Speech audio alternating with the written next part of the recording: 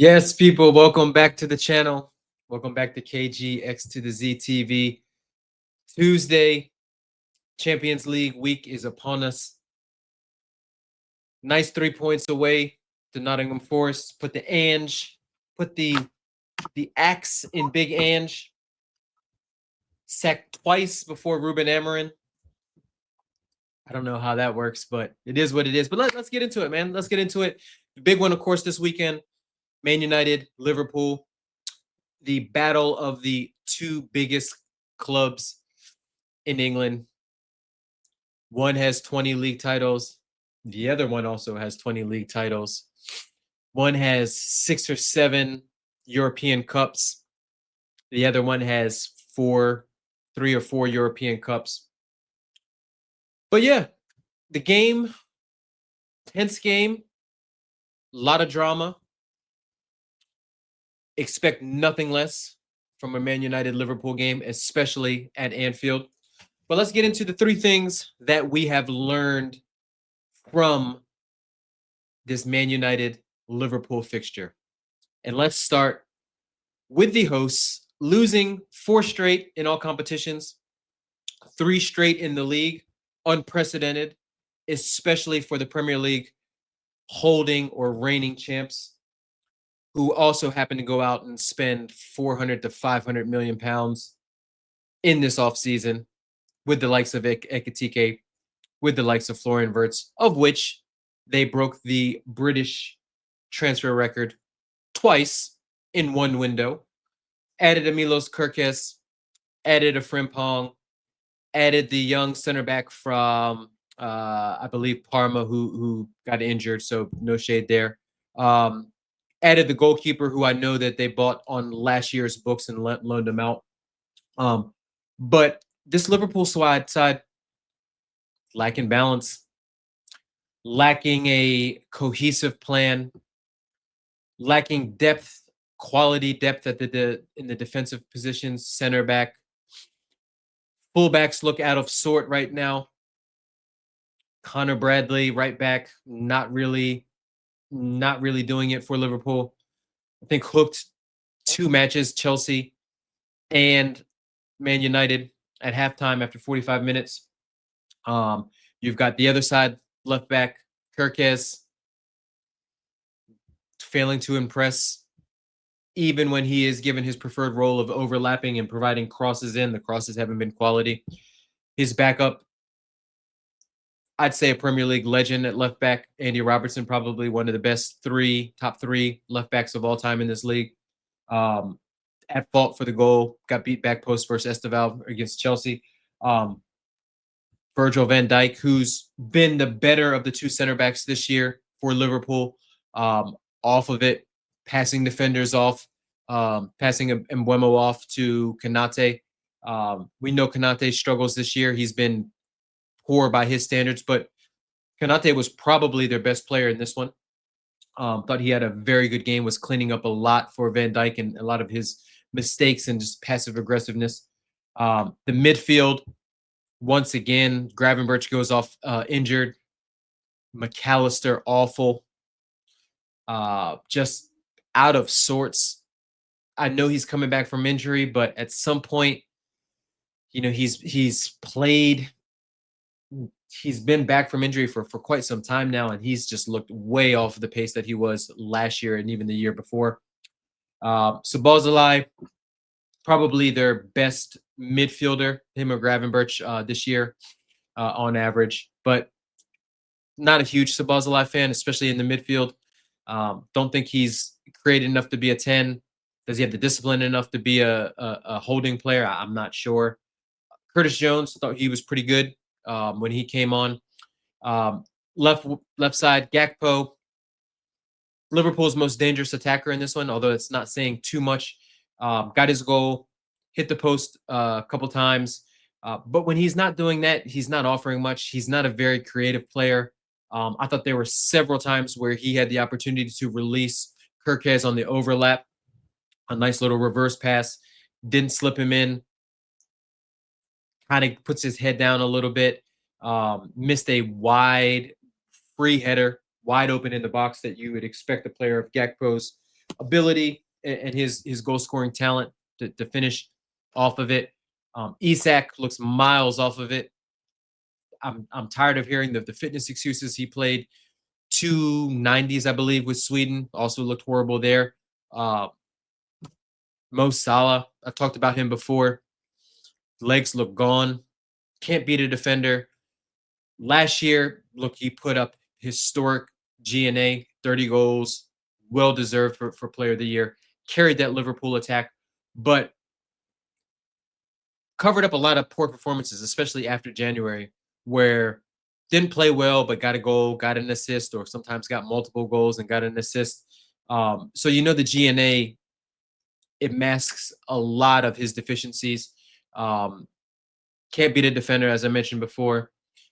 Looks like he doesn't have the legs to press, which throws off the whole balance, which is my whole issue right now with Liverpool. Not, I wouldn't say so much an issue, but I think it's the main culprit of it. And sometimes that happens, right? When you add a bunch of big name players, it's about finding the right balance, getting folks to accept new roles, getting folks to be all on the same page when it comes to the attack and chemistry and things like that. And look, Liverpool have been off of it, and they've been getting away with it since the start of the season, right? Community Shield, I thought they were fairly poor. The first match versus Bournemouth, the 4-2. Yes, the GNA was there. Ekitike, who's been their probably their best player all season, um, covered up for some deficiencies. We saw Semenyo run through that side. We saw what happened with them at Newcastle, where Newcastle threw it away. They got the wonder free kick from Arsenal, and they were better in the second half than Arsenal, but Arsenal were much better in the first half. So the balance of play, it probably deserved a draw. But some of their misfortunes, some of their deficiencies that they didn't address in the transfer window, which sounds crazy after spending that kind of money. But look, as a Chelsea fan, I can say those kind of things. Um, with the depth, they probably needed another midfielder. They probably needed another center back. Um, but they look off of it. Arne Slot's got a big job on their hand. They've got midweek trip to Frankfurt, which I think they should handle, and then they've got a tricky Brentford side away at Brentford, which we know.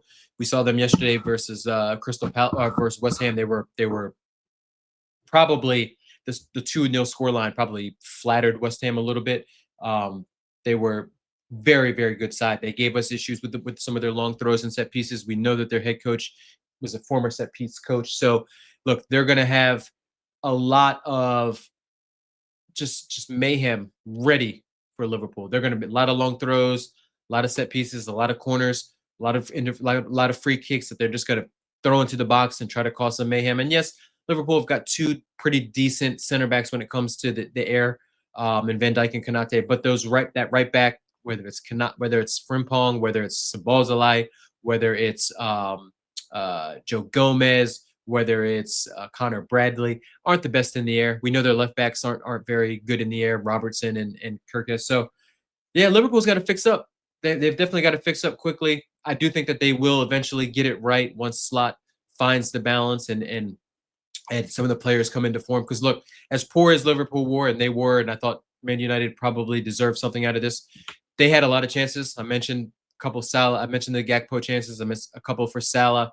Man United had their chances too. Bruno should have put them up 2-0.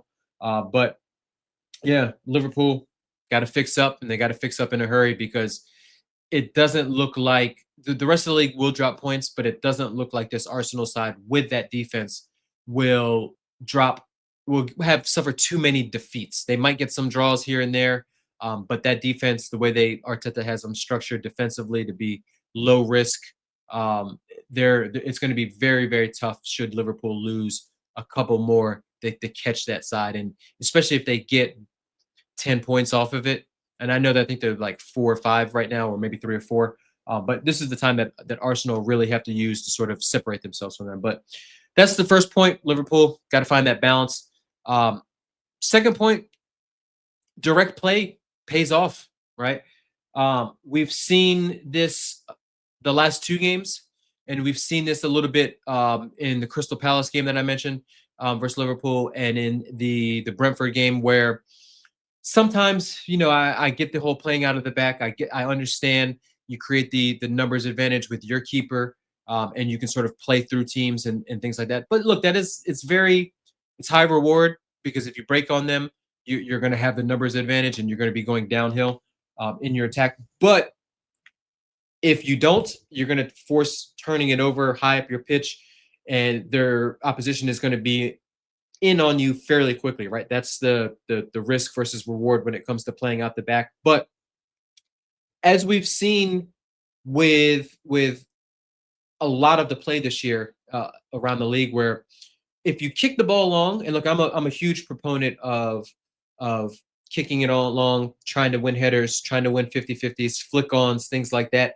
When it's there and against the right opposition, because it does relieve pressure, it does allow you to sort of get your back line set again. It does minimize the risk of a costly turnover, which can become a quick transition or a quick big chance.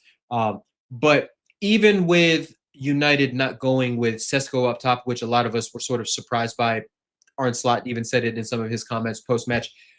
There were a lot of instances and a lot of passages of play where United kicked it long, didn't really have a target man, but they were on that second ball. And once they were on that second ball, the likes of Cunha picking it up, driving at him, the likes of Embuemo sort of being able to run in behind. They got that first goal somewhat controversially because McAllister did go down with a head injury, but Van Dijk wins the header, gets his head to it.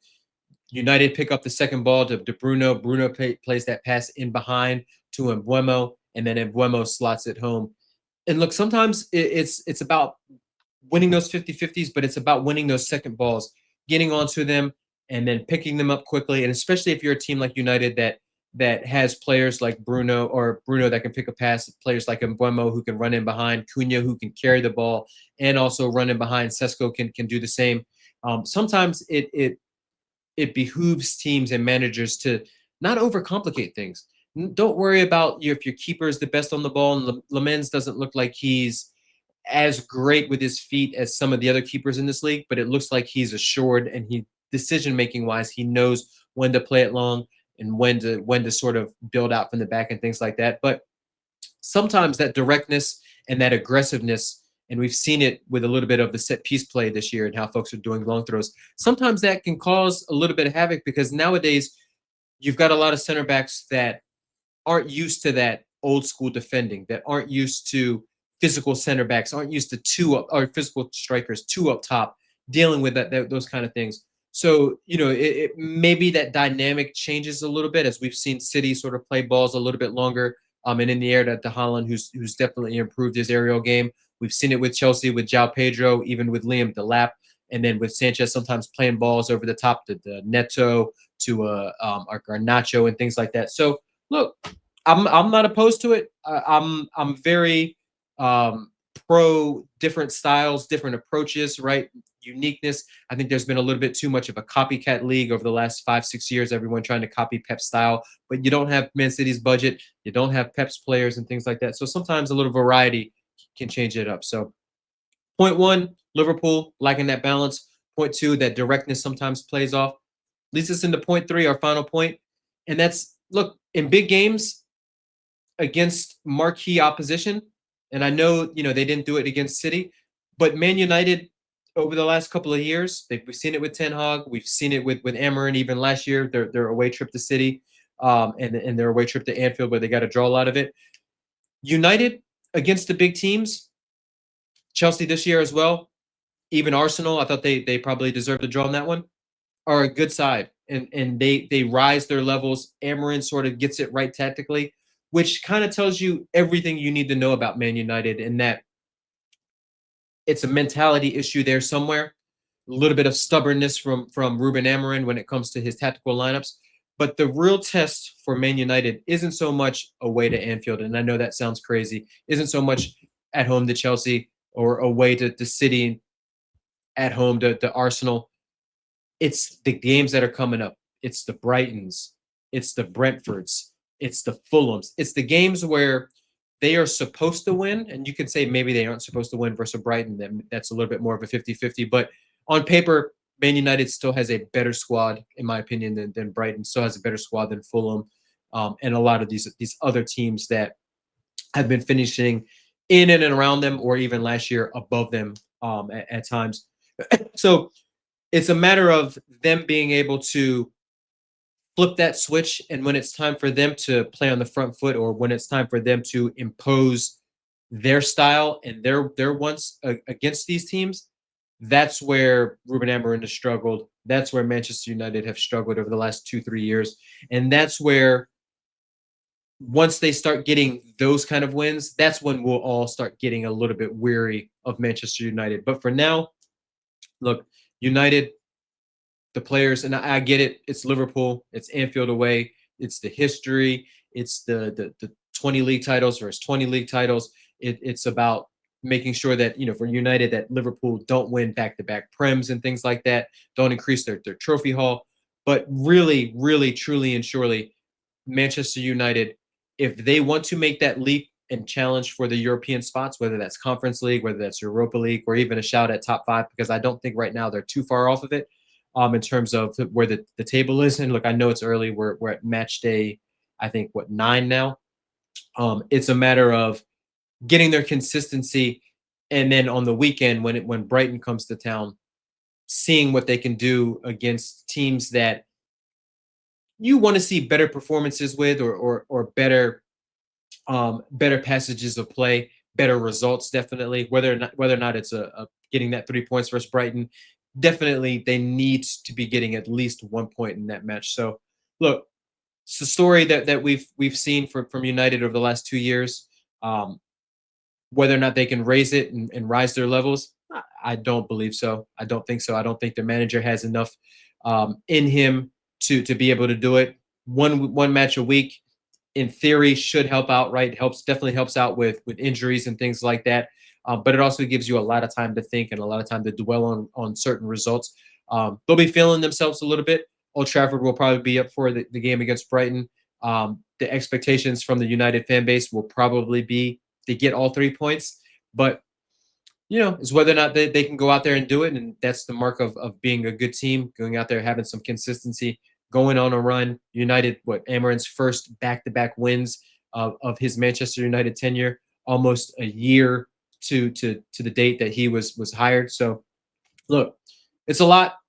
It's a lot for them to sort of get over that hump and to kind of turn things around. Like I said, I don't personally think that they can, but they do have a little bit of momentum. They do have some good vibes going into this weekend's fixtures. So we'll see if they can keep it up. But let me know in the comments. Let me know what you guys think. What were your three main takeaways from this Manchester United Liverpool game? Do you think United is going to turn it around and they're going to be a contender for a European spot? Do you think Liverpool are finished? Do you think that it's just a matter of whether or not when they're going to click and not if they're going to click?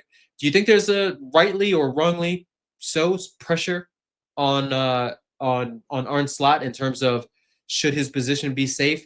What happens if they lose a couple more Premier League matches in a row? There's a lot of speculation and a lot of sort of bad vibes and juju flowing out there around the Liverpool camp right now. But let me know your comments. As always, appreciate everybody checking out. Hit that like, hit that subscribe, and we'll see you at the next one. Peace.